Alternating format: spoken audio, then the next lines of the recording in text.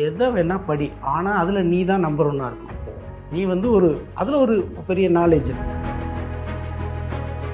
வெளியில் கொடுக்குற ஹைப்பு படி, போலீஸ் அப்படின்னா ஐஏஎஸ்னா எப்படி இருக்கும், போலீஸ்னா எப்படி இருக்கும், அதெல்லாம் வந்து உண்மை கிடையாது. உள்ளே வந்த பிறகு ரொம்ப கஷ்டப்படுவீங்க.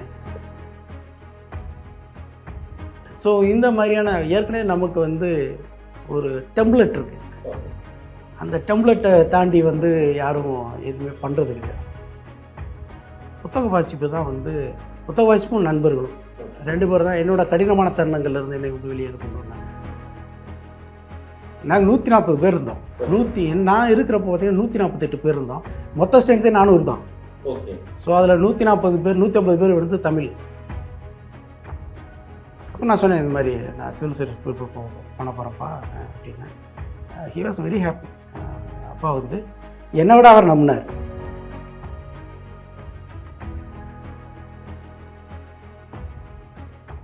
சார், இப்போ நீங்கள் ஒரு யூபிஎஸ்சி எக்ஸாம் நீங்கள் கிராஸ் பண்ணி நீங்கள் வந்து இருக்கும்போது, ஒரு யூபிஎஸ்சி படிக்கிற பையனுக்கு அந்த தேர்வினுடைய சூட்சமமாக எதை சொல்ல விரும்புகிறீங்க சார்? நான் என்கிட்ட கேட்குற பசங்களுக்கு வந்து நான் எடுத்த உடனே நீ ப்ரிப்பேர் பண்ணு அப்படிலாம் நான் எந்த ஃபால்ஸ் ஹோப்பும் கொடுக்குறதில்ல. நிறைய பேர் இருப்பாங்க. நான் அடிப்படையாக என்ன செய்யணும் அப்படின்னா, நான் சொல்கிறது அதுதான். தம்பி, சிலபஸ் பாரு, புக்கை எடு, 10 நாளைக்கு படி. படிக்கிறப்போ நீ ஹாப்பியாக ஃபீல் பண்ணுறியா, அவங்க சந்தோஷமாக இருக்கியா, அதை படிக்கிறப்ப உனக்கு ஏதாவது ஒரு மாதிரியான சந்தோஷங்கள் வருதா, புதுசாக ஒன்று தெரிஞ்சுக்கிட்டோம், இந்த கண்டடையினால் வரும் மகிழ்ச்சி.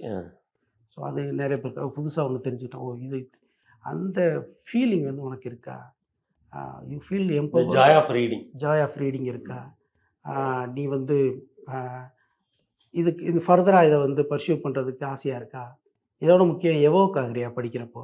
12 மணி வரைக்கும் படிக்கணும்னு நினைப்போம். அதில் மறந்து 1 மணி வரையோ இல்லை 2 மணி வரையோ படிக்கக்கூடிய ஆசை இருக்கா அவனுக்கு, இதை பேர்டனாக ஃபீல் பண்ணுறியா. 10 நாள் 15 நாள் யோசி.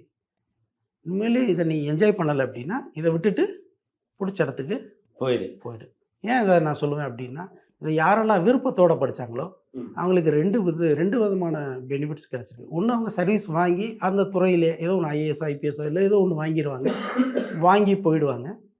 ஸோ அவங்க அது ஒன்று அப்படியே வாங்கலை அப்படின்னா கூட அவங்களுக்கு அந்த சப்ஜெக்ட் நாலேஜ் வந்து லைஃப் லாங் வந்து அவங்களுக்கு இருக்கும். அவங்க எந்த துறையில் போனாலுமே அந்த துறையில் டெக்னிக்கலாக ஈக்குவலாக இருக்கக்கூடிய 2 பேரை விட இவர் ஒரு தடவை கொஞ்சம் ஏஜாக இருக்கும். அவர் எழுதக்கூடிய நோட்டிங்ஸ் வேறு மாதிரி இருக்கும்.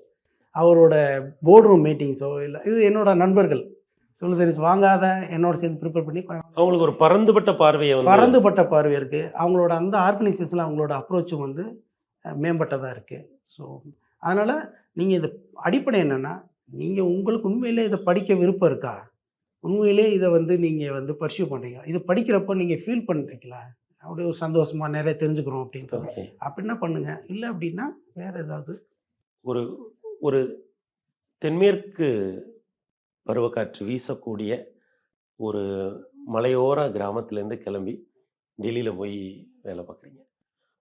எனக்கும் என் ஊருக்குமான நினைவு இப்படி இருக்குது அப்படின்னா, அந்த ஊர் பற்றிய நினைவுகளை நீங்கள் எப்படி பகிர்ந்துப்பீங்க?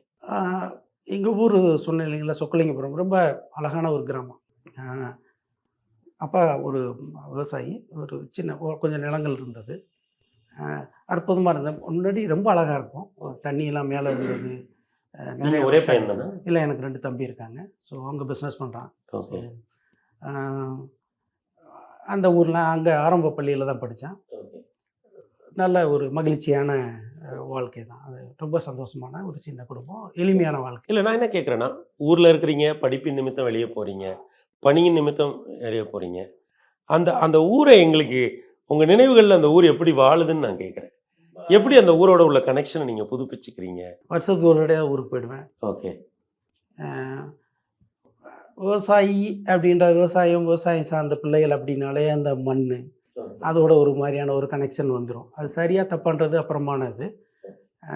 ஆனால் எஸ்ரா ஒரு இடத்துல எழுதியிருப்பார், நீங்கள் ஊரை விட்டு வெளியில் வந்துட்டாலே நீங்கள் வரும் வழிகள் எல்லாம் தடங்கள்லாம் அழைச்சிட்டே வந்துடுறீங்க, திருப்பி you can not go back அப்படின்ற மாதிரி எழுதியிருப்பார். இது அமெரிக்கா போனாலும் சரி தான், டெல்லி போனாலும் சரி தான். ஸோ அது மாதிரி தான் இருக்கும். ஆனால் ஊருக்கு நான் தொடர்ந்து போகிறேன். தொடர்ந்து அவங்களோட என்னோட உறவுகளோடலாம் வந்து ரொம்ப நெருக்கமாக தான் இருக்கேன். அது இருக்குது. ஆனால் எங்கே டிஃபிகல்ட்டிஸ் இருக்கும்னா, கிராமத்து சூழலில் இருந்துட்டு நீங்கள் நகர சூழலுக்கு வந்து நீங்கள் இம்மீடியட்டாக அடாப்ட் ஆக முடியாது. இங்கே கூடிய போக்குவரத்து நெருக்கடி, வர்றது போகிறது அதுவான அந்த டிஃபிகல்ட்டிஸ் தான் இருக்குது. மற்றபடி ஊரோட நினைவுகள் வந்து ரொம்ப மகிழ்ச்சியானது. எனக்கு பெரும்பாலான மகிழ்ச்சியானது. துன்பமான நினைவுகளும் இருக்குது. ஆனால் அதுகளை பற்றி நான் கல்லூரி படிக்கிற வரை ஒன்றும் பிரச்சனை இல்லை. கல்லூரி படிக்கிற வரை விவசாயம் நல்லா இருந்தது, இது பண்ணது. அப்புறம் விவசாயத்தில் தொய்வுகள் வந்தது அப்பாவுக்கு. அப்பா கொஞ்சம் நிலங்களெல்லாம் விற்க வேண்டியிருந்தது. நான் ஃபைனல் இயர் படிக்கிறப்போ அப்போ கொஞ்சம் சிரமங்கள் இருந்தது, பொருளாதார ரீதியான சிரமங்கள்லாம் இருந்தது. அப்புறம் நான் டெல்லிக்கு படிக்க போனேன். அது வந்து டெல்லிக்கு படிக்க போகணும்னா அப்பாவால் நடக்க முடியாது. ஸோ அப்போ நான் திருப்பி இன்னும் கொஞ்சம் நல்லா படிக்க ஆரம்பித்தேன். என்னால் படிக்க முடியும், ஆனால் உட்காந்து ஆர்கனைசராக படிக்க மாட்டேன், அந்த மாதிரி இருந்தது. அப்புறம் உட்காந்து கொஞ்சம் படிக்க ஆரம்பித்தேன். படிச்சுட்டு ICAR Indian council of agriculture ரிசர்ச்லேருந்து தேர்வு நடத்துவாங்க. ஜேஆர்எஃப் எக்ஸாம் இருந்தது, ஜூனியர் ரிசர்ச் ஃபெலோவுக்கு. அது கிளியர் பண்ணேன். எவ்வளோ கொடுப்பாங்க மாதம் மாதம் ஜேஆர்எஃப்ல? 5600 கொடுத்தான். ஓகே, நல்ல அமௌண்ட்டு. அந்த காலகட்டம், அந்த காலத்தில் 1800 தான் மெஸ் பில் வரும். மீதி 3000 ரூபாய்க்கு மேலே வந்து மிச்சம் இருக்கும். அது அது அது எத்தனை வருஷம் நீங்கள் வாங்குனீங்க அந்த ஜேஆர்எஃப்? அது நான் படிக்கிறதுக்கு ஃபுல்லாகவே அதுக்கடுத்து பண்ணேன். அதுக்கு பிஹெச்டி பண்ணேன். பிஹெச்டிக்கு 7000 சில்லற ரூபா வந்தது. பிஜிலேயே நீங்கள் வாங்கிட்டீங்க? பிஜிக்கு வாங்கிட்டேன். ஓகே, பிஜிலே ஜேஆர்எஃப்ன்றது பிஜிக்கு தான். அப்புறம் பிஹெச்டி வந்து ஐஆர்ஏல என்ட்ரன்ஸ். ஐஆர்ஏ என்ட்ரன்ஸ் ரொம்ப கஷ்டம். மொத்தமே 3 சீட்டு, 2 சீட் 3 சீட் தான் இருக்கும். இந்தியா ஃபுல்லாக எழுதுவாங்க. ஸோ நீங்கள் டாப் 3க்குள்ளே வரணும். ஓகே, ஸோ அது கடுமையாக உழைக்கணும். அதனால தான் அது கடுமையாக உழைக்கிறதுனால தான் இந்த ஐஆர்ஏல பூசால படிக்கிறவனுக்கெல்லாம் சிவில் சர்வீஸ் ஈஸியாக இருக்கும். அவன் பாதி படிச்சிருவான் அங்கே. ஸோ அதுக்கு ஆர்கனைஸ் பண்ணால் போதும். அதனால தான் அங்கே ஸ்ட்ரைக் ரேட் வந்து உங்களுக்கு அதிகமாக இருக்கும். 10 பேர் ப்ரிப்பேர் பண்ணால் 8 பேர் வாங்கிடுவான். ஏன்னா அவனுக்கு அந்த கெப்பாசிட்டி வந்து அங்கேயே வந்துடும் உள்ளே வரப்பே. ஐஆர்ஏக்குள்ளே. ஆனால் நான் படித்த காலகட்டத்தில் பயங்கர ஹெக்டிக். லைக் ஒரு எய்ம்ஸ், ஐஐடி அந்த மாதிரியான அது வந்து ஸோ டஃப் காம்படிஷன் இருக்கும். ஸோ அதுக்கு அது சிரமப்பட்டு படித்தேன். ப்ளஸ் அது சம்மந்தமான எக்ஸாமுகள்லாம் நான் வந்து எனக்கு என் லைஃப்பில் நான் திரும்பி பார்க்குறப்போ பார்த்தீங்கன்னா நான் சின்ன சின்ன வெற்றிகளாக தான் கொண்டாடிக்கிட்டே இருந்திருக்கேன். ஒரு கவர்மெண்ட் ஸ்கூலில் இருந்து அக்ரிகல்ச்சர் கிளியர் பண்ணுறது, அதுக்கு ஒரு சின்ன ஸ்ட்ரகிள் இருக்கும். முடிச்சோடனே அப்புறம் ஜேஆர்எஃப் போடுறது, ஐஆர்ஏ போடுறது, இப்படி சின்ன சின்னதாக. அப்புறம் யூஜிசியோட ஜேஆர்எஃப் வாங்கினேன், நெட்டு ப்ளஸ் ஜேஆர்எஃப் வாங்கினேன் எக்கனாமிக்ஸில். அது எக்கனாமிக்ஸ் படிக்கிறவனுக்கு கொஞ்சம் கஷ்டப்படுவானுங்க அது வாங்குறது. நெட் வாங்கிடுவான், ஜேஆர்எஃப் வாங்குறது கொஞ்சம் கஷ்டம். நெட்டு ப்ளஸ் ஜேஆர்எஃப் ரெண்டையுமே பண்ணேன். அது ஒரு ஸோ அது அந்த நெட் ப்ளஸ் ஜேஆர்எஃப்னா நீங்கள் அப்போ ஒரு பேராசிரியருக்கான தகுதி நெட் இருந்தாலே பேராசிரியர் ஆகிடலாம். ஜேஆர்எஃப்னா காசும் கொடுத்து உங்களுக்கு பிஹெச்டி படிக்க சொல்லுவாங்க. அப்போ அதுவே உங்களுக்கு ஒரு கான்ஃபிடன்ஸ் கொடுக்கும், பெரிய கான்ஃபிடன்ஸ் கொடுங்க. நம்ம படிக்கிறோம் போல அப்படின்னு லேசாக ஒரு கான்ஃபிடன்ஸ். இப்போ சின்ன சின்ன வெற்றிகள் தான், ஒரு நேராக எடுத்தோடனே அப்படிலாம் கிடையாது. இப்போ வீட்டிலலாம் சொன்னீங்களா நான் ஐஏஎஸ் படிக்க போகிறேன், எழுத போகிறேன் அப்படி சொன்னீங்களா? இல்லை நம்ம டெல்லியில் இருக்கோம், நமக்கு ஒரு ஜேஆர்எஃப் இருக்குது அப்படி உங்களுடைய அந்த கம்யூனிகேஷன் எப்படி இருந்தது வீட்டுக்கும் உங்களுக்குமான? எம்எஸ்சி அக்ரிகல்ச்சர் எக்கனாமிக்ஸ் பண்ணேன் ஹிசாரில். அப்போது வந்து என்னோட சீனியர் குமரன் அப்படி இருப்பார், அவர் யூஎஸில் இருக்கார். ஸோ வாடா யூஎஸ் போயிடலாம், நம்ம யூஎஸ் ப்ரிப்பேர் பண்ணலாம், இதை நெட் ஜிஆர்இ அந்த மாதிரி டோஃபல் எதாவது பண்ணலாம் அப்படின்ற மாதிரி எனக்கு அட்வைஸ் பண்ணார். ஸோ அந்த எண்ணம் இருந்தது எனக்கு. அப்புறம் அதை அப்படியே விட்டுட்டேன். ஐஆர்ஏ போயிட்டு ஐஆர்ஏல வந்து என்னோட அந்த என்வாரன்மெண்ட்டே வேறு மாதிரி இருக்குங்க. ஐஆர்ஏல பக்கத்து ரொம்ப வாங்கிடுவான். திடீர்னு நம்மளோட விளையாண்டுட்டு இருப்போம், அடுத்த நாள் ஐஏஎஸ் ஐபிஎஸ் இந்த மாதிரி ஏற்று ரூமில் எப்படின்னா வந்துடுவான். ஸோ நான் இதை ட்ராப் பண்ணிவிட்டு நான் சிவில் சர்வீஸ் ப்ரிப்பேர் பண்ண ஆரம்பிச்சிட்டேன் நான். ஸோ பண்ணுறப்போ எங்கள் அப்பாவுக்கு வந்து வெளிநாடுகளில் பெரிய விருப்பங்கள், அவருக்கு இந்த இது பேக் ஆஃப் மைண்டில் தான் இருந்திருக்கு. ஆனால் என்கிட்ட சொல்லலை அவர். அப்போ நான் சொன்னேன், இந்த மாதிரி நான் சிவில் சர்வீஸ் ப்ரிப்பேர் பண்ண போகிறேன்ப்பா அப்படின்னேன். He was very happy. அப்பா வந்து என்னை விட அவர் நம்பினார். நீ கண்டிப்பாக ஒரு நாளைக்கு நீ சிவில் சர்வீஸ் கிளியர் பண்ணிடுவா, அதெல்லாம் வந்து எந்த இதுவும் இல்லைன்னா அவருக்கு என்னை பற்றி நல்லா தெரியும். ஸோ அவர் வந்து பண்ணார். நான் த மொமெண்ட் நான் சொல்லிட்டேன் இல்லைங்களா சிவில் சர்வீஸ் பண்ணுறேன் அப்படின்ட்டு, அதுக்கடுத்து வந்து எனக்கு நிறைய ஆப்பர்ச்சுனிட்டிஸ் கிடைச்சது, வேறு வேறு வேலைகள் வந்தது. நான் யூபிஎஸ்சியில் ஒரு வருஷம் வந்து இன்டர்வியூ போவேன், அடுத்த வருஷம் ப்ரிலிமினரியிலே ஃபெயில் ஆகிடுவேன். ஸோ இந்த மாதிரி ஒரு பெக்குலியரான இதெல்லாம் இருந்தது என்கிட்ட. அடுத்த வருஷம் இன்டர்வியூ போனேன், அடுத்த வருஷம் ப்ரிலிமினரியிலே போய்டும். அந்த மாதிரி இருந்தது. ஸோ வெற்றி ஒரு மாதிரி வெற்றிக்கு பக்கத்தில் போயிட்டு ஒரு தோல்வி. திரும்ப மறுபடியும் முதல்ல இருந்து அந்த முதல்ல இருந்து ஆரம்பி அது உங்களுக்கு தெரியும் இல்லையா? அந்த ப்ராசஸ் 1 இயர் ப்ராசஸ் போகும். ஸோ இந்த மாதிரி தான் நடந்துகிட்டு இருந்தது. ஆனால் என்னோடய தோல்விகள் அப்போல்லாம் வந்து எனக்கு எங்கள் அப்பா பெரிய சப்போர்ட்டாக இருந்தார். அவர் மற்ற உறவினர்கள்லாம் கூட சயின்டிஸ்ட் ஆகலாமே, இல்லைன்னா வேறு எதுக்காக போகலாமே அப்படின்றப்பெல்லாம் கூட அவர் வந்து நீ கடைசி வர முயற்சி பண்ணு, அது நடக்கலைன்னா நீ அப்புறம் பார்க்கலாம், அதுக்கு முன்னாடி நீ நோ நீட். எந்த இதுவும் எடுக்க வேண்டாம். நீங்க படித்த அந்த காலகட்டம் தான் பூசா வந்து அப்படி நீங்க சொல்ற மாதிரி ஒவ்வொரு வருஷ ரிசல்ட்ல இருந்தும் பூசாவினுடைய ரெகுலரான ஸ்டூடெண்ட்ஸை தவிர சிவில் சர்வெண்ட்ஸ்க்குமே அது ஒரு வேடம் தாங்களா? அது அந்த அனுபவம் எப்படி இருந்தது அந்த காலகட்டத்தில்? எப்படி இருந்தது அந்த பூசா ஒரு வைப்ரண்ட் கேம்பஸ்? ஒரு பயங்கர வைப்ரண்ட் கேம்பஸுங்க. பூசாக்குன்னு ஒரு கலாச்சாரம் இருக்குது, ஒரு கல்ச்சர் இருக்குது. அது வந்து நான் இருந்த காலகட்டத்தில் அது கிட்டத்தட்ட ஒரு பீக்கில் இருந்ததுன்னே நீங்கள் சொல்லலாம். வீட்டில் இருக்க போய் நீங்கள் அந்த கல்ச்சர் சொல்றீங்க. கண்டிப்பாக கண்டிப்பாக அது ஒரு நல்ல அந்த கல்ச்சர் வந்து ரொம்ப ஃப்ளாரிஷிங்க, நல்லா எப்படி இருந்தது? அட்டகாசமானது. இன்றைக்கும் நினச்சி சந்தோஷப்படக்கூடிய ஒரு அந்த மாதிரியான ஒரு என்வாரன்மெண்ட்டு, அந்த கலாச்சாரம் அங்கே இருந்ததுனால தான் நான் ஆனேன்.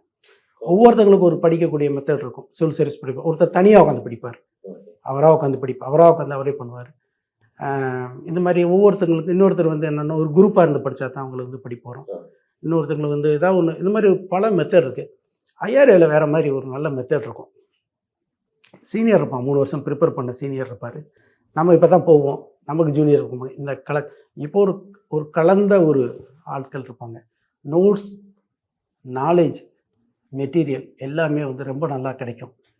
அப்புறம் நாங்கள் என்ன பண்ணுவோம் அப்படின்னா, நாங்கள் கிட்டலாம் சொல்கிறது உண்டு, நீ வந்து ஐஆர்ஏல வந்து சிவில்ஸ் ப்ரிப்பேர் பண்ணுறது வந்து ஐயப்பங்கோயிலுக்கு மாலை போடுற மாதிரி, மாலை போடுறது தான் உன் வேலை, பஜனையை வந்து கரெக்டாக அட்டன் பண்ணிட்டேன்னா மலைக்கு கூப்பிட்டு போயிடுவானுங்க அப்படின்ற ஒரு இது இருக்குது. பஜனைன்னு நாங்கள் சொல்கிறது வந்து ஸ்டடி. ஸோ அங்கே என்னென்னா ஒரு 10 மணி, நாங்களாம் எங்கள் குரூப்லாம் நாங்கள் என்ன 10 மணிக்கு உட்காந்தோம் அப்படின்னா, நைட்டு 10 மணிக்கு உட்காந்தோம்னா 2 மணி 3 மணி வரைக்கும் நாங்கள் டிஸ்கஸ் பண்ணுவோம். பண்ணுறப்போ வந்து ரொம்ப அட்டகாசமாக இருக்கும். நீங்கள் படித்தே ஆகணும். நீங்கள் அந்த டிஸ்கஷனுக்கு சும்மாலாம் போக முடியாது. சும்மா போனால் யூ வில் ஃபீல் பேட். நீங்கள் நல்லா அப்போ அந்த ப்ரெஷர் இருக்கும். நீங்கள் படித்தது மூலம் இது ஒரு இந்தியன் ஹிஸ்ட்ரி டிஸ்கஸ் பண்ணணும் அப்படின்னு சொல்லிடுவோம், அவ்வளோதான். மாடர்ன் ஹிஸ்ட்ரி வந்து டிஸ்கஸ் பண்ணணும் அப்படின்னா 1857 ஆரம்பித்து இண்டிபெண்டன்ஸ் 1947 வரைக்கும், இண்டிபெண்டன்ஸ் வரைக்கும் அந்த 90 வருஷத்தை நீங்கள் ஒரு 6 மணி நேரம் 7 மணி நேரத்தில் படித்து முடிச்சிடுவாங்க. ஸோ அவன் என்ன பண்ணுவான், ஃபஸ்ட்டு 10 இயர்ஸை நீ சொல்லணும், ரெண்டாவது 10 இயர்ஸ் இன்னொருத்தர் சொல்லணும். சொல்கிறப்போ அப்படியே ஆரம்பிக்கும். அது சும்மா அப்படியே இதெல்லாம் சொல்ல முடியாது, அனாலிசிஸ் பண்ணி சொல்லணும். எப்படி ஆரம்பிக்கும் அப்படின்னா, நான் போன புதுசுலாம் அப்படி தான் இருந்தது. 1857 வந்து இது ஒரு ஜஸ்ட் ரெவால்ட்டு தானா, இல்லைன்னா ஃபஸ்ட் வார் ஆஃப் இந்தியன் இண்டிபெண்டன்ஸா, இப்படி தான் கேட்பான். அதை நீங்கள் ஃபுல்லாக வந்து நீங்கள் படிச்சுட்டு அதை யோசிச்சுட்டு போய் சொல்லணும். அங்கே போய் உளறிட்டுலாம் இருக்க முடியாது. ஸோ அதில் நீங்கள் அது மாதிரி படிக்கிறப்ப என்ன ஆகும் அப்படின்னு பார்த்தீங்கன்னா, நீங்கள் ஒரு லெவல் ஆஃப் கிரிட்டிக்கல் திங்கிங் எல்லாம் அவங்களோடது மேம்படும். ஸோ அதை சும்மா அப்படியே படிக்காமல் கிரிட்டிக்கலாக அதுக்கு எப்படி பண்ணுறது அப்படின்ட்டு. இல்லை, இப்போ நீங்கள் வந்து பூசா மாணவராகவே நீங்கள் அங்கேருந்து படிச்சீங்க? நான் பூசா மாணவர். ஆமாங்க, பிஹெச்டி அங்கே தானே பண்ணேன். அங்கே மாணவர். இப்போ உங்களுக்கும் அங்கே வரக்கூடிய மாணவர்கள் இருக்காங்கல்ல, இப்போ குவார்டர்ஸ்லாம் தங்கி இருந்து அவங்களுக்குமான அந்த ரிலேஷன்ஷிப் எப்படி இருக்கும்? பெரிய வித்தியாசம் இல்லைங்க, எல்லாமே சேர்ந்து தான் படிப்போம். அங்கேருந்து விருப்பப்பட்டு வரவங்க இருப்பாங்க, ரூமில் தான் இருப்பான். தூங்குறதுக்கு போகிற மட்டும் நிறைய பேர் வந்து சும்மா தூங்குறதுக்காகவும் குளிக்கிறதுக்கு மட்டும் தான் போவாங்க. இல்லைன்னா ரூமில் இருக்கக்கூடிய ஃப்ரெண்ட்ஸ் நிறைய பேர் இருப்பாங்க. எல்லாம் சேர்ந்து தான் படிப்போம். எல்லாம் அது மாநிலம்னோ இல்லை இதுன்னோ புதுசாக ஸ்டூடெண்ட்டாக வெளியிலேருந்து வர்றாங்களா அப்படிலாம் கிடையாது. அதுக்கு ஒரு டீம் தான். உணவு மாதிரியான விஷயங்கள் எப்படி இருக்கும்? நல்ல கேள்வி கேட்டீங்க. நான் படிக்கிறப்ப நான் பூசா தமிழ் சோலைன்னு ஒன்று இருக்கும், அது ஸ்டூடெண்ட்ஸ் ஆர்கனைசேஷன். தமிழ் சோலைன்னு வைக்கிற அளவுக்கு அங்கே அவ்வளோ மாணவர்கள். நாங்கள் 140 பேர் இருந்தோம். நான் இருக்கிறப்போ பார்த்தீங்கன்னா 148 பேர் இருந்தோம். மொத்த ஸ்ட்ரென்த்தே 400 தான். ஓகே. ஸோ அதில் 140 பேர் 150 பேர் எடுத்து தமிழ் இங்கேருந்து படிக்க வந்தோம். இங்கேருந்து அந்த எக்ஸாம் எழுதி கிளியர் பண்ணி அங்கே வந்தாங்க. ஸோ அவ்வளோ பேர் வந்து 2 மெஸ் இருக்கும், தமிழ் மெஸ்ஸு. நல்ல தமிழ் சாப்பாடு, அருமையான சாப்பாடு இருக்கும். ஸோ அதுக்காகவே ரொம்ப நாள் வரவங்கெல்லாம் இருப்பாங்க. டெல்லியில் கிடைக்காது சாப்பாடு, பெரிய பிரச்சனை. ஏன்னா நீங்கள் ஆமாம், சென்னையிலையும் தமிழ்நாட்டில் உட்காந்து பார்த்தீங்கன்னா அதனோட இம்பார்ட்டன்ஸ் தெரியாது. ரொம்ப முக்கியம், சாப்பாடு ரொம்ப முக்கியம். அதனால் வந்து நல்ல சாப்பாடு இருக்கும். இப்போ வெளியில் தங்கி இருக்க மாணவர்கள் அங்கே சாப்பிட்டுக்கலாமா? சாப்பிடுவாங்க. மோஸ்ட்லி. ஓ. நிறைய சில பேர் வருவாங்க, அவங்க வர்றதுக்கு கொஞ்சம் கஷ்டப்படுறவங்க மட்டும் வந்துட்டு போகிறவங்களுக்கு மட்டும் தான் வரமாட்டாங்க. அதர்வைஸ் நிறைய பேர் வந்து ஜாயின் பண்ணி ஓ, ஒரு மெஸ் கட்டணத்தை கட்டி. அவ்வளோதான். மெஸ் கட்டணம் எல்லாருக்கும் ஒரே கட்டணம் தான். கட்டிட்டு அப்படியே வந்து சாப்பிட்டுட்டு போனோம். ரொம்ப கம்மியாக இருக்கும். நாங்களும் தான் ரன் பண்ணோம். மெஸ்ஸு வந்து ஸ்டூடெண்ட்ஸ் ரன் பண்ணுற மெஸ் அது. ஓ, ஸோ அதனால் கட்டணம் ரொம்ப கம்மியாக இருக்கும். 1400 1500 தான் வரும். 3-4 நாளைக்கு நான்வெஜ் இருக்கும். ஸோ நல்ல ஃபீஸ்ட் இருக்கும். மந்த்லி ஃபீஸ்லாம் பெரிய அளவில் நடக்கும். ஓ, ஸோ நல்லாயிருக்கும். வெரைட்டியாக இருக்கும். நீங்கள் மெனு பார்த்தீங்கன்னாலே ரொம்ப இதாக இருப்பீங்க. நல்லாயிருக்கும். ஓகே. இந்த இந்த தேர்வுல நீங்க பாஸ் ஆயிட்டீங்க அப்படிங்கிற அந்த தகவல வந்து உங்க தந்தைக்கோ, உங்க குடும்பத்துக்கோ எப்போ சொன்னீங்க? அந்த கணம் உங்களுக்கு ஞாபகம் இருக்கா? இந்த ரிசல்ட் வந்ததுங்க. அதுக்கு முன்னாடி நான் சொன்ன மாரி நான் சிவில் சர்வீசஸ் வந்து 2 தடவ எதிர்பார்த்து வெயிட் பண்ணேங்க. நான் வந்து 2 தடவ மெயின்ஸ் போயிட்டு, சிவில் சர்வீசஸ் போயிட்டு, மெயின்ஸ் போயிட்டு எதிர்பார்த்து கொஞ்சம் ஏமாற்றம்லாம் இருந்தது. கொஞ்சம் கஷ்டம். எனக்கு பெருசா தெரியல. எனக்கு நான் நிறைய பேர பார்த்தேன் நானு. நான் சொல்றப்ப பெரிய ரிலீஃபா இருந்தது வீட்ல. பெரிய ரிலீஃப் தான். பையன் செட்டில் ஆயிட்டான். பையன் இல்ல, நான் மூத்த பையன் வேற. ஸோ பையன் வந்து செட்டில் ஆயிட்டான். அதுக்கடுத்து வி கேன் மூவ் அப்படின்ற மாதிரி. இது நீங்க உங்க அப்பாட்ட சொன்னீங்களா? இல்ல குடும்பத்துல? எங்க அப்பாட்ட தான் நான் ஃபோன் பண்ணி எங்க அப்பாவுக்கு தான் சொன்னேன் நானு. எப்படி அவரு வந்து சார் அடிக்க மாட்டாரு. அப்படியாப்பா ரொம்ப சந்தோஷம். ரைட்டு. சரி அப்படின்ட்டு. அப்புறம் எதாவது சொல்லணும்னா எங்க அம்மாட்ட தான் சொல்லுவாரு. ஸோ எங்க அம்மா தான் சொன்னாங்க, உங்க அப்பா ரொம்ப நாள் கழிச்சு இன்னைக்கு ரொம்ப சந்தோஷமா இருக்காரு அப்படின்னு இருந்தாரு. அப்போ அவரு பர்சனல் லாஸஸ் இருந்தது. நிலங்கள்லாம் நிறைய வித்திருந்தோம். ஸோ நல்லா இருந்தது. அது அவருக்கு கொஞ்சம் மனசளவில் கொஞ்சம் பாதிப்புகள் இருந்தது. ஏன்னா அதுக்கு முன்னாடி ட்ரீட் பண்ணது சொந்தக்காரங்களோட ப்ரெஷர் அந்த மாதிரிலாம் இருந்தது. இது ஒரு பெரிய முக்கியமான டைவர்ஷன் தான் அவருக்கு வந்து. ரொம்ப சந்தோஷமாக இருந்தார். அப்பா நான் படிப்பார். அப்பாவுக்கு வந்து அப்பா தான் நான் ரொம்ப சின்ன வயசில் அவர் எஸ்எஸ்எல்சி படித்த விவசாயி. அவர் வந்து நல்லா படித்த விவசாயி. எனக்கு சின்ன வயசில் அவர் ஜெயகாந்தன், சுஜாதா எல்லாத்தையும் அறிமுகப்படுத்திட்டார். 11லாம் இப்போவும் படிப்பார். 75 வயசு 80 வயசு ஆகுது. இப்பயும் வந்து படிக்கக்கூடியது இருக்குது. ஸோ அதனால் அவருக்கு ஒரு தெளிவு இருக்கும். ஒரு என்ன நல்ல தெளிவு இருக்கும். இப்படி தான் இதனோட கஷ்டங்கள் இதுதான்ட்டு ரியலிஸ்டிக்காக இருப்பார். அப்புறம் அவர் எனக்கு புத்தகங்கள்லாம் அறிமுகப்படுத்தினார். அவர் அறிமுகப்படுத்தின பிறகு அப்புறம் நான் வளர்த்துக்கிட்டேன். நான் சுந்தர ராமசாமி, கீரா, எஸ்ரா, ஜெயமோகன் வந்து பின்னாடி நான் படிக்க ஆரம்பிச்சிட்டேன். நான் சமகால எழுத்தாளர்கள் உங்களுக்கு ரொம்ப பிடிச்சவர், எனக்கு இவரை ரொம்ப பிடிக்கும்னா யாரை சொல்லுவீங்க? நிறையா இருக்காங்க. நிறைய எழுத்தாளர்களுக்கு அவங்களோட படைப்புகளை எனக்கு ரொம்ப பிடிக்கும். ஆனால் ஒரு எழுத்தாளர் தான் அவர் இன்ஸ்பைரிங். நான் எப்போல்லாம் கஷ்டம் இருக்குது, எப்போல்லாம் வந்து என்னையை நானே உற்சாகப்படுத்திக்கணும் அப்படின்னா நான் வாசிக்கிறது ஜெயமோகன் தான். ஜெயமோகன் என்னோட பர்சனாலிட்டியை டிசைட் பண்ணதில் அவரோட புத்தகங்களுக்கும் அவருடைய எழுத்துக்களுக்கும் பெரிய பங்கு இருக்குது. அவரோட எவ்வளவு பெரிய வீழ்ச்சியில் இருந்தாலும், எவ்வளவு கஷ்டங்கள் இருந்தாலும் அதை ஃபில் பண்ண விக்டர் ஃப்ராங்கலோட அந்த இதுதான் இருக்குது. உங்களுக்கு லைஃப்பில் வேக்யூம் கிரியேட் ஆகும். அந்த வேக்யூம் வந்து நீங்கள் எதை வச்சு ஃபில் பண்ணுறீங்க அப்படின்றதுல தான் உங்களோட வாழ்க்கையோட அடிப்படையே இருக்குது. சக்ஸஸ் ஃபெயிலியரை விட்டுருங்க, வாழ்க்கையோட சந்தோஷங்களே வந்து அதில் தான் இருக்குது அப்படின்றது. ஸோ எந்த நிலையிலையும் உற்சாகத்தையும் செயல் ஊக்கத்தையும் விட்டுறக்கூடாது அப்படின்ற அந்த அடிப்படையானது வந்து அந்த அடிப்படை புரிதல் வந்து எனக்கு வந்து ஜெயமோகன் கதைகளில் தான் வந்தது. ஸோ அது இருக்குது. சில கட்டுரைகளில் எனக்கு அவரோட உடன்பாடுகள்லாம் இருக்காது. அதுவும் உண்டு. அது ஒரு எழுத்தாளருக்கும் வாசகனுக்கும் இருக்கக்கூடிய முரண்பாடுகளும் சமன்பாடுகளும் தான். ஸோ அது இருக்கும். ஆனால் இதையெல்லாம் தாண்டி அவருடைய எழுத்துக்கள் வந்து ஒரு பெரிய வீச்சு தான் இதற்கு. அது போக நிறைய உலக இலக்கியங்கள் கார்ஜியா மார்கஸ்லேருந்து நீங்கள் டால்ஸ்டாய், தஸ்தவஸ்கி நிறையா ஓரளவுக்கு படிச்சிருக்கேன் நான். ஸோ எழுத்து தான், புத்தக வாசிப்பு தான் வந்து புத்தக வாசிப்பும் நண்பர்களும் 2 பேர் தான் என்னோட கடினமான தருணங்கள்லேருந்து என்னை வந்து வெளியே கொண்டு வந்தாங்க. நிறையா டிப்ரெஷன்ஸ் சின்னதெல்லாம் வந்திருக்கு. பட் அதுலேருந்துலாம் என்னை ரொம்ப குயிக்காக மீட்டு உருவாக்கம் பண்ணி கொண்டு வந்துட்டாங்க. எப்போல்லாம் கஷ்டங்கள் வருதோ அப்போ வந்து உள்ளுக்குள்ளே திங்க் பண்ணி உன்னையே திங்க் பண்ணி உள்ளேருந்து வெளியில் விருட்சமாக வெளியில் வர்றதுக்கான அந்த இதை வந்து அந்த அந்த நுணுக்கத்தை வந்து புத்தகங்களும் தான்றது. நான் ரொம்ப லக்கி அதில். அந்த விஷயத்தில் நான் சொல்லுவேன், நான் வந்து ரொம்ப லக்கி தான். எனக்கு நல்ல ஆசிரியர்கள் கிடைச்சாங்க பள்ளிக்கூடத்தில் வந்து எனக்கு நல்ல ஆசிரியர்கள். செல்வரத்னம் ஐயா, சிதம்பரம் சார், நிறைய முத்துலாண்டி சார், இவங்கெல்லாம் வந்து என்னோட 6வதுலேருந்து 10வது வரைக்கும் எனக்கு இருந்த ஆசிரியர்கள், அருமையான ஆசிரியர்கள், வாழ்க்கையை சொல்லி கொடுத்தாங்க இவங்க வந்து. ஸோ அப்புறம் நண்பர்கள் சரவணன் இருக்காங்க, செந்தில், வசந்தன், சிவா, இவங்கெல்லாம் வந்து பார்த்தீங்கன்னா, எப்போ எதுனாலும் சரியா ஒரு பெரிய பிரச்சனை அது ஒன்றுமே இல்லை அப்படின்ற மாதிரி ஆகிடும். They rescue me many time. Okay. இல்ல இப்போ உங்ககிட்ட நானு கேட்க விரும்புறது, ஒரு சொந்த ஊர்ல இருந்து ஒரு கிள்ளிகுளம் கேம்பஸ் போறீங்க. அப்புறம் ஹரியானா கேம்பஸ் போறீங்க. அப்புறம் டெல்லி பூசா கேம்பஸ் போறீங்க. டெல்லியில பணியாற்றுறீங்க.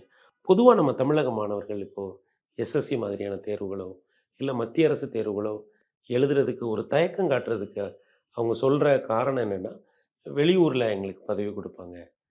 அத எப்படி இந்த மனத்தடைய அவங்க எப்படி தாண்டணும்னு நினைக்கிறீங்க? நல்ல கொஸ்டின். உங்க கேள்வியிலே விடை இருக்கு. அந்த தயக்கம் இருக்கு பார்த்தீங்களா? அது வந்து நம்மகிட்ட அதிகம். நமக்கு திறமை என்ன பார்த்தீங்கன்னா, தமிழ்நாட்டு மாணவர் தேர் செகண்ட் டு நன். ஓகே. திறமையெல்லாம் ரொம்ப அதிகமா இருக்கு. ஹார்ட் ஒர்க் பண்ணுறதுல ரொம்ப நல்லா ஹார்ட் ஒர்க் பண்ணக்கூடிய பசங்க தான் நம்ம பசங்க. அவங்களுக்கு வந்து தயக்கம்ன்றது ஒரு மாரி ஒரு அந்த அந்த ஒரு அந்த இது வந்து இருக்கு. ஒரு எக்ஸ்பிரஸ் பண்ணக்கூடியது. அவனோட வியூஸ் சரியா, தப்பா? நம்ம தப்பா சொல்லிட்டா, நம்ம இத தப்பா சொல்லிட்டா என்ன ஆகும்? அப்படின்ற தயக்கம் இருக்கு. யாராலயுமே எடுத்த உடனே சரியா, நேரடியா எல்லாமே சரியாவும் சொல்ல முடியாது. நெறைய தப்புகளுக்கு குழந்த மாரி தான். விழுந்து விழுந்தா நீங்க நடக்க ஆரம்பிக்கணும். நேரா தான் நடப்பேன் அப்படின்னா, நீங்க நடக்கவே முடியாது இல்லையா? ஸோ அதுதான். ஆ ஸோ அந்த தயக்கங்கள் வந்து அவங்ககிட்ட இருக்கு. இந்த தயக்கம் தான் வெளியில போய் வேலை செய்றதுக்குள்ளயும் இருக்கு. ஸோ இவங்க போவே இல்ல. நீ போ, ட்ரை பண்ணு, பிடிக்கலன்னா வா அப்படின்னு. போயினா தான் தெரியும். உலகம் ரொம்ப பெருசு. நீங்க சின்ன இதுக்குள்ள சுருக்கிக்கிட்டுறது வந்து தப்பு. எல்லா இடத்துலயும் மனிதர்கள் தான் இருக்காங்க. எல்லா இடத்துலயும் நல்லது, கெட்டது எல்லாமே, கஷ்டங்கள் எல்லாமே இருக்கத்தான் செய்யுது. நீங்க அந்த தடைகள கொஞ்சம் தாண்டி வெளியில போயி உலகத்த அனுபவிச்சிட்டீங்கன்னா, திருப்பி உங்களால ஒரு சின்ன கட்டுக்குள்ள உங்களால பயணம் பண்ணாம இருக்க முடியாது. பெரிய அடிப்படையில இருக்கக்கூடிய சில சிக்கல்கள் என்ன அப்படின்னா, நமக்கு வந்து அ மாணவர்களுக்கு பெரிய கலை, இலக்கிய வாசிப்புகள பள்ளிகள்ல அறிமுகப்படுத்துறதுல, பயணம் வந்து நமக்கு வந்து ஒரு முக்கியமான இதா வந்து இல்ல. அது என்னன்றது பெரிய லெவல்ல டிஸ்கஸ் பண்ணணும். நான் அதர் டே இன்னொரு ஃப்ரெண்டு கூட என்ட்ட சொல்லிட்டு இருந்தாரு. நான் வெல் செட்டில்டு. அவங்க அப்பாவுக்கு வந்து இப்போ ஏதோ கிராஜுவேட் ஏதோ மெச்சூர் ஆகி வந்து அவர் வந்து என்ன குடுக்குறாரு, ஒரு 50 லேக்ஸ் ஏதோ வந்திருக்கும் போல. பசங்களுக்கு குடுக்குறாரு வச்சுக்கங்க. அவரு இவன் சொல்றான், "எப்பா போங்கப்பா, இவ்வளோ நாள் கஷ்டப்பட்டு எங்களுக்காக பண்ணீங்க. இப்போ நாங்க நல்லா தான் இருக்கோம். கோ ஃபார் டூர், யூரோப் போங்க. ஏதாவது போயிட்டு நல்லா டூர் போயிட்டு வாங்க." அப்படின்னா, "இல்ல, இல்ல. அதெல்லாம் வேஸ்ட் ஆஃப் மனி. அது எதுக்கு?" நெறைய கேட்பான். "நீ வச்சுக்கோ, இந்தா ஒரு கார் வாங்கிக்கோ, இல்ல வீடு வாங்கிக்கோ." அப்படின்ற மாரி. ஸோ நமக்கு பயணம் பண்ணக்கூடிய அந்த ஒரு ஒரு ஒரு ஹேபிட் வந்து சின்ன வயசுல கிடையாது. பயணம் ப்ளஷர் டூர் கிடையாது. மீன்ஸ் அப்படியே ஒரு போய் அந்த கலாச்சாரம் எப்படி இருக்கு? அவங்களோட ஹிஸ்ட்ரி என்ன? நம்ம படிச்சீங்கன்னா அத பார்க்க தோணும். அது படிப்புல இருக்கிற முக்கியமான இது வந்து அதுதான். நீங்க ஒரு எக்ஸ்ப்ளோரேஷன். எக்ஸ்ப்ளோரேஷன்ஸ் அப்படின்ற மாரி. நீங்க எந்த எந்த நிலப்பரப்ப பத்தி நீங்க படிச்சீங்களோ, நீங்க அந்த இடத்துக்கு அ நீங்க போனீங்க அப்படின்னா, அந்த படைப்பும், அந்த படைப்பாளியும் தான் உங்க மனசுல இருப்பாரு. நீங்க அப்போ நீங்க இந்த மாரி நீங்க படிக்க ஆரம்பிச்சீங்கன்னா, அந்த இடத்துக்கு போகணுன்ற அர்ஜ் வந்து உங்களுக்குள்ளே இருக்கும். அப்ப நெறையா வந்து அவங்க ட்ராவல் பண்ண தோணும். ட்ராவல் பண்றப்ப தான், மனிதர்கள்லாம் இப்படி தான் இருப்பாங்க. எல்லாம் ஒண்ணும் பெரிய அளவுல இல்ல. அப்படின்ற அந்த அக்செப்டன்ஸ் இருக்கும் பார்த்தீங்களா? அது வரும். அது உங்கள விரிவாக்கும். கடைசி காலத்துல நினைவுகள் வந்து உங்களுக்கு மேம்படும். ஓ! நெறைய ட்ராவல், நெறைய புத்தகங்கள் அது. தனிப்பட்ட வாழ்க்கையில இந்த தேர்வுகள் இது சார்ந்து, அடுத்து திருமணம் சார்ந்த விஷயங்களுக்குள்ள நீங்க எப்ப போறீங்க? அந்த நான் ம அ 2008ல எக்ஸாம் கிளியர் பண்ணேன். 2009ல எனக்கு திருமணம். 2009ல வீட்ல பார்த்து தான் அரேஞ்ச் பண்ண மேரேஜ் தான். எனக்கு 2 பசங்க. லைஃப் நல்லா போயிட்டுருக்கு. ஒண்ணும் இது இல்ல. அவங்க ஒரு ஒரு சிவில் சர்வெண்ட்டா அ எனக்கு உள்ளொளி தரக்கூடிய அனுபவங்களா இது இருக்கு. ஏன்னா, இப்ப இந்த தேர்வுக்கு படிக்கக்கூடிய மாணவர்களுக்கு, இந்த விஷயம் வந்து எனக்கு ஒரு உள்ளொளி தரக்கூடியதா இருக்கு. மற்ற அனுபவங்களெல்லாம் விட்டுருங்க. அ இந்த இந்த இடத்துல இருந்து அத நான் பார்க்குறேன். அப்டின்னா, நீங்க இந்த சிவில் சர்வீஸ நீங்க எப்படி டிஸ்கிரைப் பண்ணுவீங்க? சிவில் சர்வீஸ டெஸ்கிரைப் பண்ணணும் அப்டின்னா, இது ஒரு நான் கேட்கறது ஒரு பெர்சனல் அனுபவத்திலேருந்து. ஏன்னா, நீங்க இப்போ வெளியே இருந்து ஒரு சிவில் சர்வீஸ பார்த்துருப்பீங்க. அப்புறம் அந்த சர்வீஸ்க்கு உள்ள போறீங்க. அதுல அந்த உள்ள இருந்து இத்தனை வருஷம் ஒரு பயணத்துக்கு பிறகு இந்த சிவில் சர்வீஸ் நீ இதனால இப்போ நான் ஒரு தெரியாத ஒரு பையன்ட்ட இந்த பையனை நீங்க ஏன் படிக்க சொல்லுவீங்க அப்படின்னு கேட்குறேன்னு வைங்க. அப்போ நீங்க என்ன சொல்வீங்க? ஒரு சிவில் சர்வெண்டா how will you describe it? வாழ்க்கையே பார்த்தீங்கன்னா, தொடர்ந்து தன்னை கண்டறிதலுக்கான முயற்சி தான். உங்களை நீங்கள் தொடர்ந்து கண்டடிச்சிட்டிங்கன்னா ஞானி ஆகிடுவீங்க. ஆமா. கண்டறிதலுக்கான முயற்சிகள் தான் வந்து எது உங்களுக்கு சந்தோஷத்தை கொடுக்குது அப்படின்றது தான். சிவில் சர்வீஸ் இப்போ எனக்கு இந்த வேலை தான் எனக்கு சந்தோஷமாக இருக்கேன். நான் இந்த வேலை செய்கிறதுல நான் விருப்பப்பட்டு செய்கிறேன். இது இல்லாமல் வேற ஒன்று செய்ய முடியுமா, வேற ஒன்று சந்தோஷமாக தெரியல, எனக்கு கண்டிப்பாக இருக்க முடியுமான்னு தெரியல. இந்த ஹாப்பி சிவில் சர்வீஸ் ப்ரிப்பேர் பண்ண வரவங்க, நான் முன்னாடி சொன்ன மாதிரி ப்ரிப்பேர் பண்ண வரவங்களுக்கு இந்த வேலை வந்து உங்களுக்கு பிடிச்சிருக்கா அப்படின்றத நீங்கள் முன்னாடியே டிசைட் பண்ணிட்டீங்கன்னா நீங்கள் இந்த துறையில் நீங்கள் சந்தோஷமாக இருக்கலாம். ஸோ உங்களுக்கு எனக்கு என்ன ஒரு சந்தோஷப்படக்கூடிய விஷயங்கள் என்ன அப்படின்னு பார்த்தீங்கன்னா, நான் கரெக்டாக சூஸ் பண்ணியிருக்கேன், நான் இதுக்கு தான் லாயக்கு, இதுக்கு தான் லாயக்கு, இதை தான் பண்ணியிருக்கேன் அப்படின்ற ஒரு எண்ணம் வந்து எனக்கு இருக்குது. வேறு எதாவது பண்ணியிருந்தனால நான் ஹாப்பியாக இருப்பேனா கண்டிப்பாக கிடையாது. இப்போ ஒரு இந்தியன் எக்கனாமிக் சர்வீஸ் அப்படிங்கிற ஒரு இடத்துல இருந்து நீங்கள் இவ்வளோ எனக்கு சந்தோஷமாக இருக்கேன், நான் ஹாப்பியாக இருக்கேன். ஆனால் தமிழ்நாட்டில் எக்கனாமிக்ஸ் பற்றின ஒரு பார்வை எப்படி இருக்குது? இந்த மாணவர்களெல்லாம் நீங்கள் கிராஸ் பண்ணும்போது ஒரு இந்தியன் எக்கனாமிக் சர்வீஸ் அதிகாரியா ஹவு டு யூ ஃபீல்? இது இப்போ தமிழ்நாட்டு மாணவர்கள் வந்து ரொம்ப திறமையானவர்கள், படிக்கக்கூடிய ஆற்றல் இருக்குது. பட் எக்கனாமிக்ஸ் எங்கே இருக்குன்னு எக்கனாமிக்ஸ் தான் சொன்னாங்க. இங்கே என்னன்னா எல்லா துறையை படிக்கக்கூடிய திறமைகள் வந்து அவங்ககிட்ட இருக்குது. ஆனால் இவங்க என்ன அப்படின்னா அவங்களுக்கு அதை பற்றின அறிதல் இல்லை.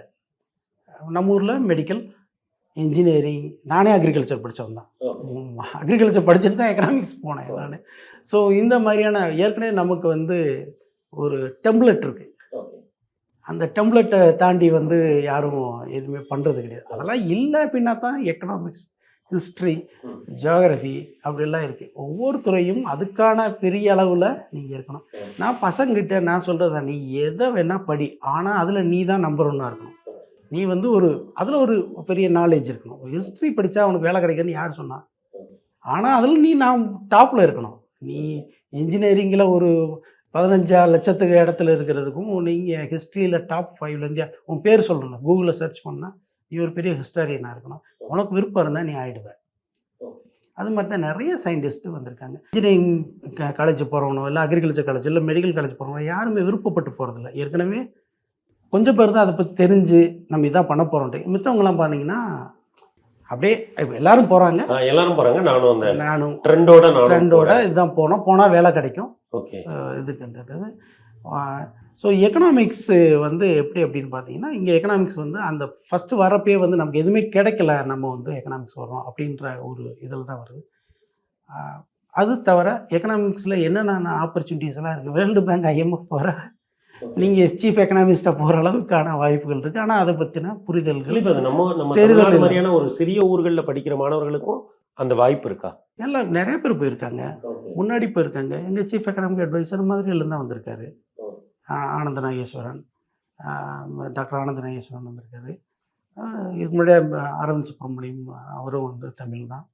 சி ரங்கராஜன், ராஜா செல்லையா, பெரிய பெரிய எக்கனாமிஸ்ட்லாம் தமிழ்நாட்டிலேருந்து போயிருக்காங்க. அதுலன்னா பெரிய ராஜா செல்லையாலாம் பெரிய கான்ட்ரிபியூஷன் டாக்ஸேஷனில். ஸோ இதுமாதிரி நிறைய பேர் இருக்காங்க, இல்லைன்னு கிடையாது. ஆனால் இது ஒரு மாஸாக இருக்கா அப்படின்னு கேட்டிங்கன்னா அது வந்து இல்லை. ஏன்னா அதை பற்றின பெரிய விழிப்புணர்வு வந்து இங்கே இல்லை. இது என்ன மாதிரியான வாய்ப்புகள் இருக்குது அப்படின்றத பற்றி இல்லை. அது வர வர வந்து வந்துடும். இதே தமிழ்நாட்டு பையன் இங்கே படிச்சுட்டு நார்த் டெல்லி ஸ்கூல் ஆஃப் எக்கனாமிக்ஸ்லையோ ஜேஎன்யூலையோ படித்து நிறைய நல்லா பண்ணவங்க நிறைய பேர் இருக்காங்க. எங்கள் சர்வீஸ்லேயே பார்த்தீங்கன்னா மோஸ்ட்லி டெல்லியில் ப்ரிப்பேர் பண்ணி வந்தவங்க தான் நிறையா இருக்காங்க. Delhi school of economics, JNU, அப்புறம் கொல்கத்தா யூனிவர்சிட்டி. ஸோ இதுலேருந்து வந்தவங்க வந்து நிறையா, கொஞ்சம் பேர் பஞ்சாப் யூனிவர்சிட்டி. ஸோ இந்த மாதிரி அது ஒரு ஹப்பு. நான் திருப்பி பூசா சொன்ன மாதிரி தான், ஒரு இடத்துல இருந்து அப்படியே, ஏன்னா அதுக்கான சூழல் வந்து அங்கே இருக்கும். ஆமாம், இங்கே அந்த மாதிரியான சூழல் இல்லை. மற்றபடி நம்ம பசங்களை ப்ரிப்பேர் பண்ணால் கண்டிப்பாக அவங்க அதெல்லாம் எனக்கு சந்தேகம் கிடையாது. இந்த அலுவலக பணிகள், இலக்கிய வாசிப்புகள், இது தவிர உங்களோட ஹாபி அப்படின்னா எதை சொல்லுவீங்க? முன்னாடி விளையாடுவேன் கிரிக்கெட்டு, காலேஜ் படிக்கிறப்போ. இப்போ அதுக்கான வாய்ப்புகள் ரொம்ப குறைஞ்சிருச்சு. இப்போ படிக்கிறது கொஞ்சம் படிப்பு தான். அப்புறம் உலக சினிமா கொஞ்சம் பார்ப்பேன். ஓகே.